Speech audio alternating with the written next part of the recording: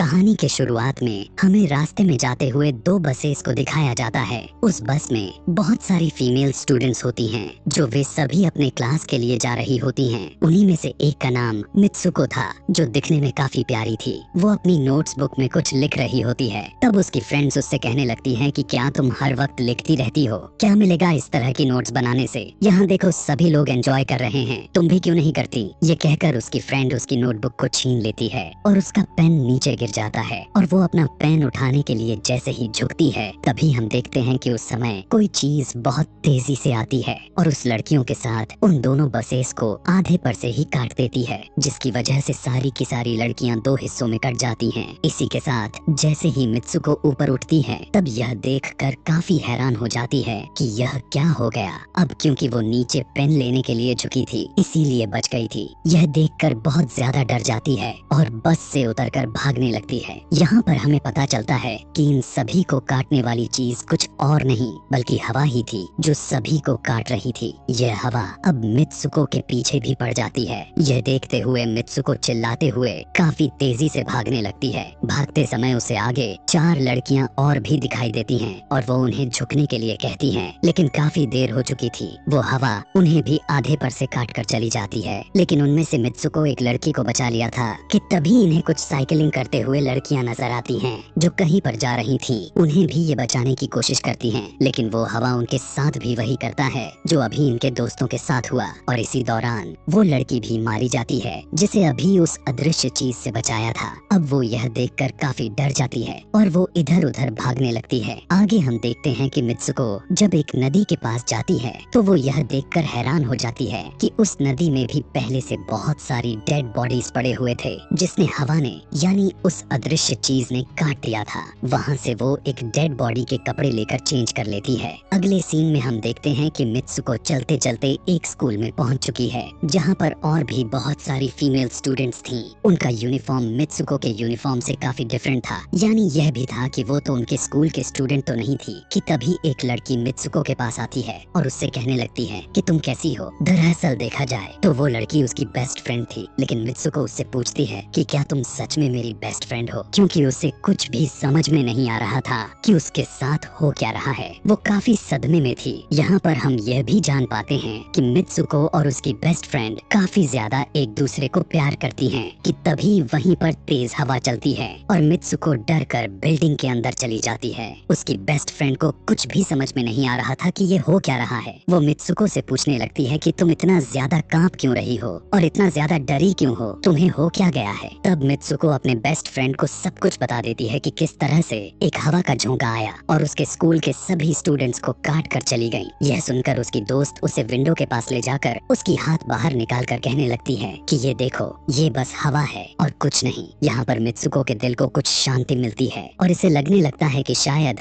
ये मेरा ख्वाब ही हो सकता है। जिसके बाद मित्सुको का बेस्ट फ्रेंड अपने दो और दोस्तों को लेती है और क्लास को बंद करने का प्लान बनाती है। जैसे ही ये चारों क्लास के बाहर जाने के लिए निकलने ही वाली होती हैं कि तभी वहाँ पर उनकी टीचर आ जाती हैं और उन्हें देख लेती हैं, लेकिन वो चारों वहाँ से भाग जाती हैं। वे चारों भागते भागते एक लेक पर आ जाती हैं। वहाँ पर मित्सुको की बेस्ट फ्रेंड अपने दोनों दोस्तों को भी उसके ख्वाब के बारे में बताती है। तभी उनमें से एक लड़की कहती है कि हो सकता है कि यह सच हो, जैसे मिरर वर्ल्ड होती है जहाँ पर इस दुनिया से अपोजिट यानी उल्टा होता है। यह कहकर वो तालाब में एक पत्थर फेंक कर कहने लगती है कि देखो, यहाँ पर मैंने तो पत्थर फेंका है, लेकिन हो सकता है कि दूसरी दुनिया में मैंने ऐसा ना किया हो। कि तभी अचानक से उस तालाब में से एक क्रोकोडाइल निकल कर आता है, उसमें से एक लड़की को खा जाता है। फिर वो लड़की कहने लगती है कि देखो, मैंने कहा था ना, जो इस दुनिया में होता है वो उस दुनिया में बिल्कुल भी नहीं होता, और जो उस दुनिया में हो रहा है वो इस दुनिया में नहीं हो सकता। तो इसको भी उसी दुनिया में मगरमच्छ ने खाया है। और यहाँ पर ये देखो,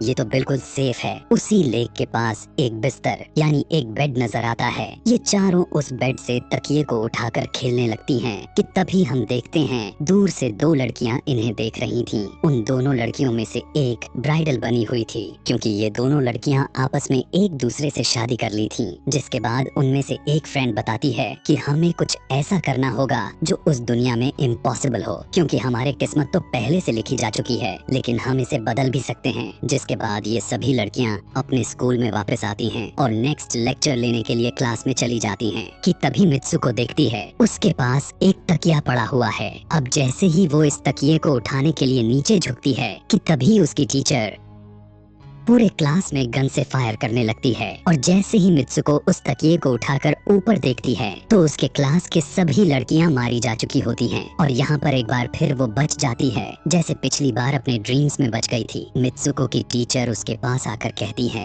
कि तुम्हारी हिम्मत कैसे हो गई, इस क्लास को बंद करने की, तुम्हारा भी मरना तय है। कि तभी उसी वक्त दो लड़कियां और आ जाती हैं और मित्सुको को बचाकर वहाँ से भागने की कोशिश करती हैं, लेकिन एक दूसरी टीचर वहाँ पर आकर उन दोनों लड़कियों को मौत के घाट उतार देती है। अब जितने भी स्टूडेंट्स की जान बच गई थी, मित्सुको उनके साथ बाहर भागने लगती हैं, लेकिन स्कूल की सभी टीचर्स उन सभी लड़कियों पर फायरिंग करने लग जाती हैं। अब यहाँ पर फायरिंग के दौरान सभी लड़कियाँ जैसे ही वहाँ से बाहर आती हैं तो यहाँ पर हवा उन्हें काट देती है। यहाँ पर अब मित्सुको यहाँ पर एक बार फिर से अकेली रह जाती है और वो वहाँ से भागकर क्राउड एरिया से होता हुआ पुलिस स्टेशन में जाती है। वो वहाँ पर सब कुछ बताने लगती है। उसकी यह बात सुनने के बाद पुलिस वाली लड़की उससे कहती है कि लेकिन तुमने स्कूल वाली कपड़े तो नहीं पहने हुए हैं। और जब वो उसके सामने एक मिरर को रखती है तब मित्सुको उस मिरर में देखती है कि वो तो एकदम से बदल गई होती है और लोग उसे मित्सुको के नाम से नहीं बल्कि उसे किसी और नाम से बुला रहे थे। यहाँ पर हमें पता चलता है कि उसकी शादी होने वाली थी। तब वही पुलिस ऑफिसर उसे उसकी शादी के लिए लेकर जाती है। यह देखकर आसपास के लोग उसे कॉन्ग्रेचुलेशंस दे रहे थे। अब जैसे ही वे सभी उसे लेकर चर्च पहुँचते हैं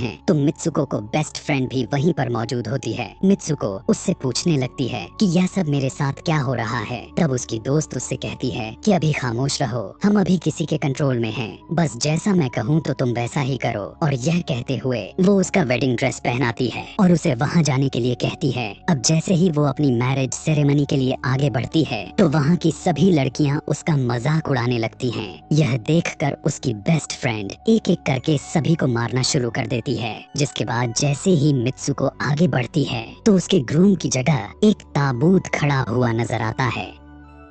उस ताबूत को खोले जाने पर एक बड़ा पिग बाहर निकल कर आता है। मित्सुको उसे देखकर काफी ज्यादा डरने लगती है और एक टूटी हुई बोतल से उस पर अटैक कर देती है। जिसके बाद मित्सुको और उसकी बेस्ट फ्रेंड चर्च से भागते हुए बाहर आ जाती हैं। यहाँ गेट पर भी दो लड़कियाँ इन्हें रोकने की कोशिश करती हैं, लेकिन मित्सुको की बेस्ट फ्रेंड इन्हें मारकर वहाँ से भाग जाते हैं। उधर मित्सुको दूसरी तरफ भाग रही थी क्योंकि अब उसे लगने लगा था कि उसके साथ कुछ ज्यादा ही गलत हो रहा है। आगे जाने पर एक और मिरर में खुद को देखती है तो वो एक बार फिर से खुद को बदला हुआ पाती है। अब जिस जगह पर मित्सुको थी वहीं पर रेस हो रही थी कि तभी उसके पास कुछ लड़कियां आकर उससे कहने लगती हैं कि तुम तो बहुत अच्छी रेसर हो, खड़ी क्यों हो, भाग क्यों नहीं रही। और जब वो भागना स्टार्ट करती है तब वो खुद में काफी एनर्जी फील करने लगती है। जिसके बाद मित्सुको रेस जीतने की पूरी कोशिश करने लगती है। भागते समय उसे अपने डेड फ्रेंड्स भी नजर आती हैं जो कुछ वक्त पहले उसके स्कूल में मारी जा चुकी थी। कि तभी उसी वक्त उसकी बेस्ट फ्रेंड भी आ जाती है। तभी ये दोनों नोटिस करती हैं कि वही पिग और वो औरतें जिन्होंने इनको चर्च में रोक रही थी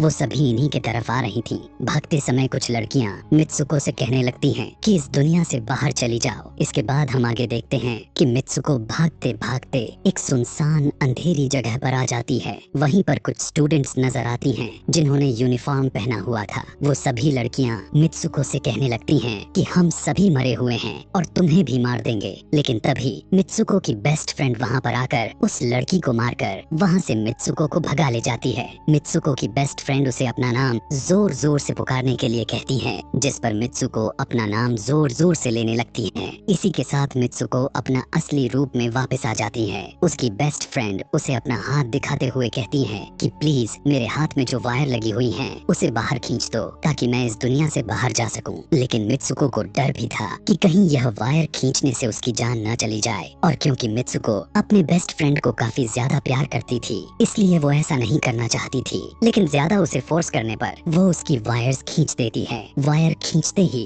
उसकी बेस्ट फ्रेंड की बॉडी दो हिस्सों में बट जाती है और तभी उसी वक्त उसे एक गेट नजर आती है। उस दरवाजे से बाहर आने पर वो देखती है कि अब वो आदमियों की दुनिया में आ चुकी है। वहीं पर उसके पोस्टर्स भी लगे हुए थे। जिस पोस्टर को कुछ लड़के देख रहे थे तभी एक लड़का मित्सुको के पास आकर कहता है कि तुम तुम फ्यूचर में हो। इस बात को सुनते ही वो बेहोश हो जाती है। कुछ टाइम के बाद जब उसे होश आता है तब वो आगे बढ़ती है। तब वो देखती है कि एक बूढ़ा आदमी गेम खेल रहा होता है और उसी गेम में मित्सुको वही कैरेक्टर नजर आती है जो अभी बनी हुई है। मित्सुको को देखते ही बूढ़ा आदमी कहने लगता है कि मैंने ही इस गेम को बनाया है और मैं ही हूँ जो तुम लोगों को कंट्रोल कर रहा हूँ। तुम तो बहुत पहले मारी जा चुकी थी, लेकिन मैंने तुम्हारा डीएनए लेकर तुम्हें फिर से बनाया। मित्सुको को जब यह बात सुनकर उसे पता चल जाता है कि यह एक गेम है तो उसे लगता है कि शायद मैं अभी भी अपने दुनिया में जा सकती हूँ। कि तभी उसी समय एक आदमी आता है और मित्सुको को अपने पास बुलाने लगता है। तब वो बूढ़ा आदमी मित्सुको से उसकी आखिरी लेवल को कंप्लीट करने के लिए कहता है।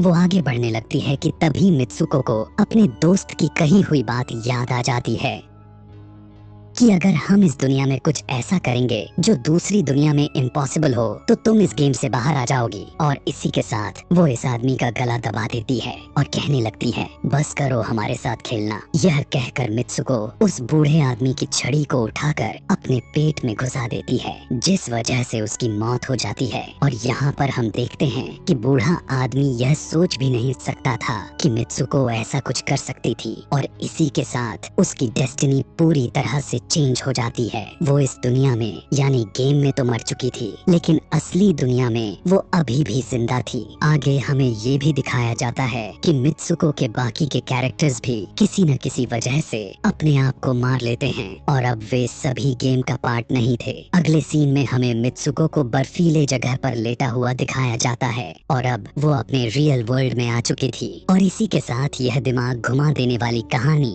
यहीं पर